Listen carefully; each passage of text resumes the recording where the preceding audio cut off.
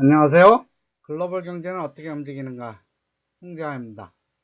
오늘은 미중 무역 전쟁, 트럼프가 시작과 끝이 아니다 라는 주제로 이야기를 드리겠습니다. 지금까지 여러 차례 미중 무역 전쟁, 그리고 남북 교역, 남북 경협에 대해서 말씀드렸습니다. 앞으로도 계속해서 이 두 가지 주제에 관해서 말씀드릴 테니까 여러분들의 많은 관심과 시청을 부탁드리겠습니다.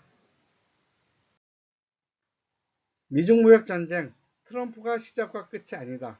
다음 세 가지 챕터를 가지고 말씀을 드리겠습니다. 첫 번째, 부시, 클린턴, 오바마도 있었다. 두 번째, 미중 합의, 트럼프가 결정권을 가지고 있을까? 셋째, 차기 선거. 여기서 차기 선거는 차기 대통령 선거입니다. 결정적인 시점이 아니다. 이 세 가지로 말씀을 드리겠습니다. 미중 간의 무역 전쟁은 시진핑과 트럼프가 있습니다.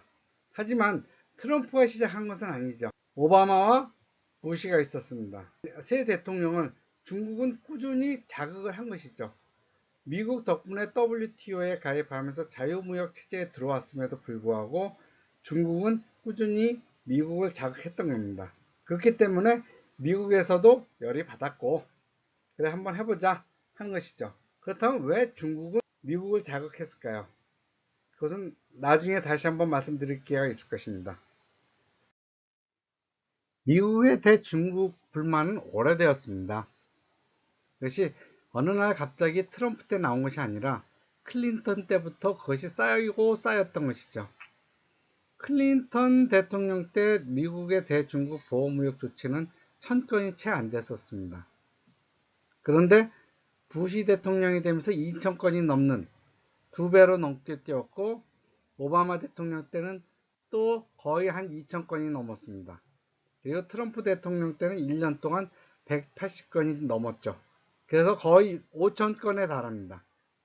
그럼 미국 정부가 갖는 중국에 대한 불만은 무엇일까요? 첫 번째로는 내수 시장을 공정하게 공개해라.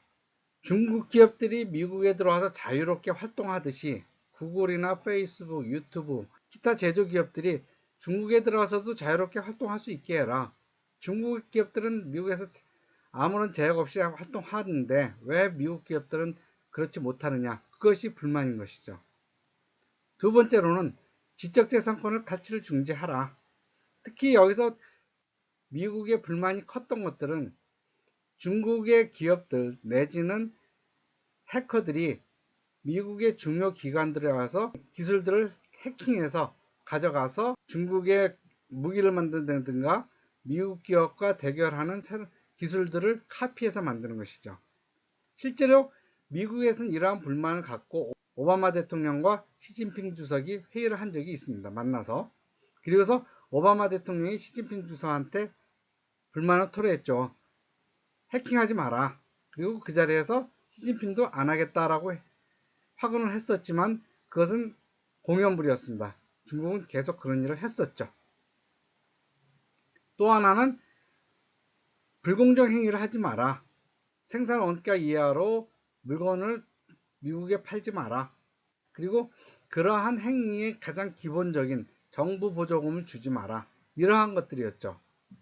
이미 오랫동안 미국 정부는 중국 정부에 이러한 것들을 요구를 했지만 중국 정부는 겉으로는 그렇게 하겠다, 자유무역을 하겠다 하면서 이러한 내용들에 대해서 전혀 시정을 하지 않았던 것입니다. 그러니 미국 정부가 중국 정부에 대한 불만이 쌓일 수밖에 없었던 것이죠. 그런 불만이 쌓였음에도 불구하고 미국은 여전히 중국과 대화를 하거나 시정을 바란다 라고 했었습니다. 그런데 미국이 중국에 대해서 호의를 접은 사건이 있었습니다. 그것은 2016년 오바마 대통령이 주요 20개국, 그러니까 G20 정상회의에 참석하기 위해서 중국의 항저우를 방문했습니다. 그런데 이때 중국 외교부에서 오바마 대통령을 아주 개무시하는 일이 있었습니다. 이것은 실수가 아니라 의도적으로 벌린 것이죠.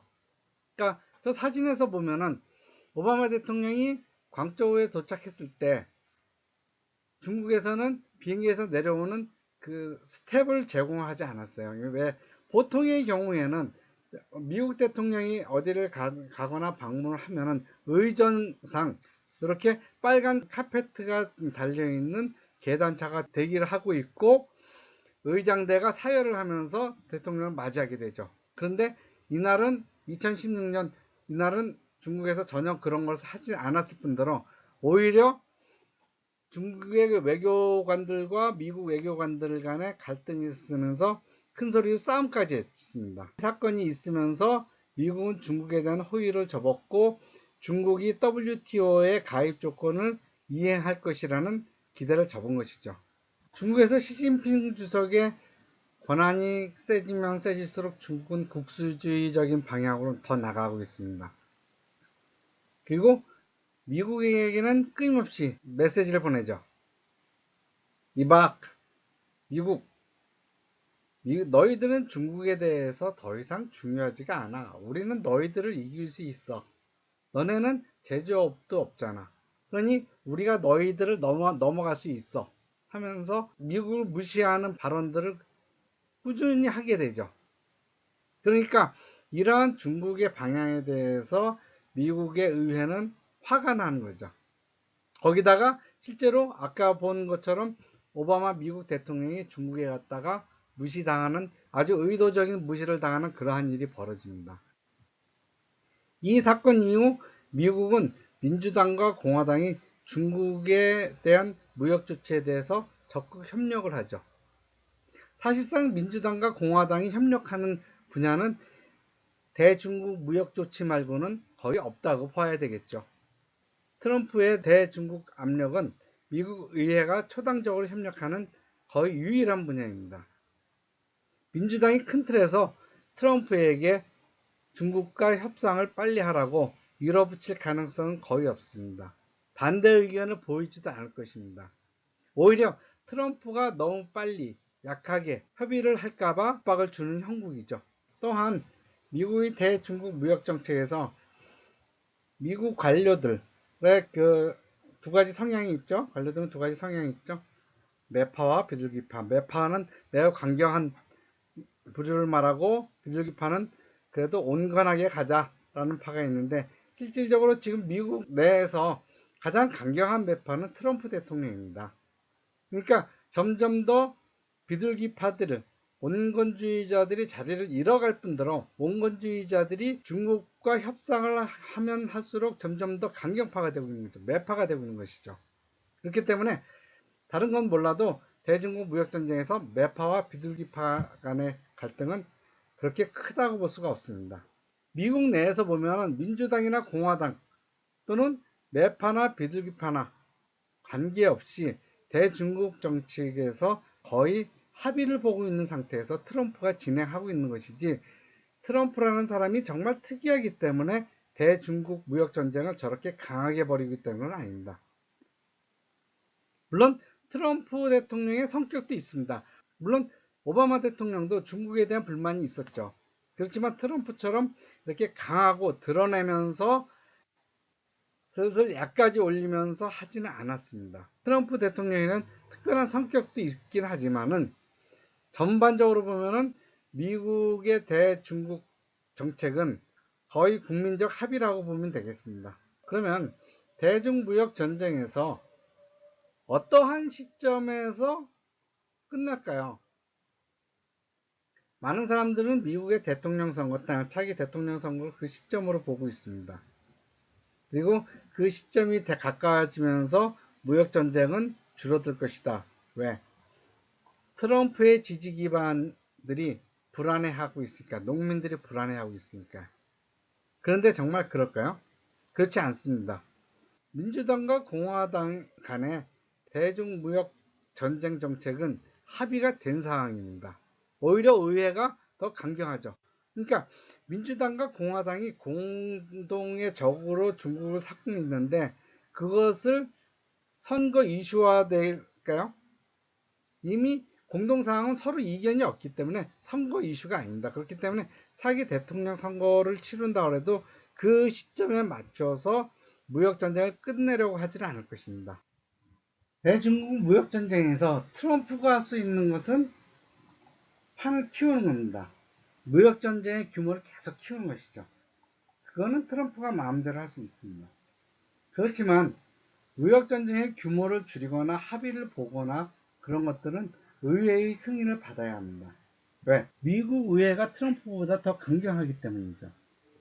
미국 의회의 대중국 강경 조치는 최근 미국 의회가 제정하고 있는 법안을 보면 됩니다. 트럼프보다 더 강경하죠. 그러니까 중국의 통신장비 업체들이 중국 정부의 스파이 노릇을 하고 있다는 미국의 의심이 계속되고 있잖아요. 그러니까 미국 의회에서는 중국의 화웨이와 ZTE가 미국산 반도체 칩과 부품을 판매하지 못하게 하는 법안을 발의를 했습니다. 근데 이 발의를 트럼프의 당인 공화당에서 한 것이 아니고 공화당과 민주당 양당 의원들이 합의해서 같이 올린 것입니다.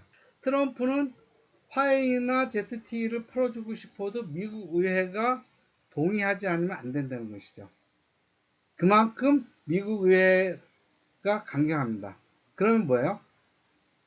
시진핑 주석은 트럼프도 설득해야 되지만 미국 의회도 설득해야 됩니다.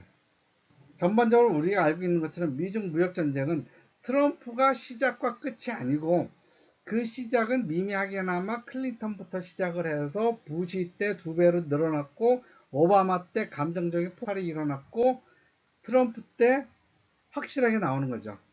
그리고 전쟁을 끝낼 수 있는 것도 트럼프가 끝낼 수 있는 게 아니라 의회가 합의를 해야 된다는 것이죠.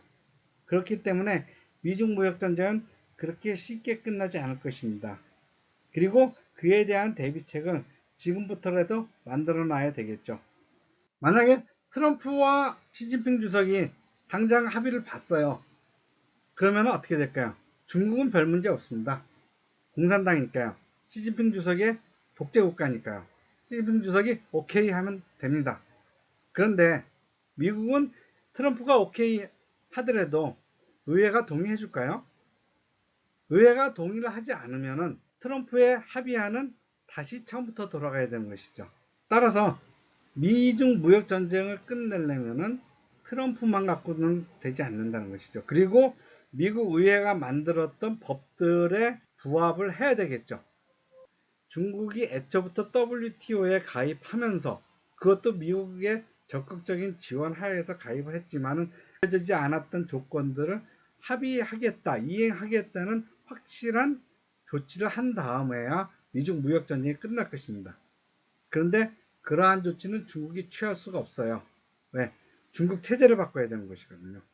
WTO야말로 자유주의, 자본주의, 민주주의의 엑기스들이거든요. 거기에 대비해서 한국도 빨리 조치를 대비책을 만들어 놔야 될 것입니다. 감사합니다. 걱정되는 미중무역전쟁, 특히 남북 간의 경협 문제까지 겹쳐서 우리는 더 세심한 관심이 필요합니다.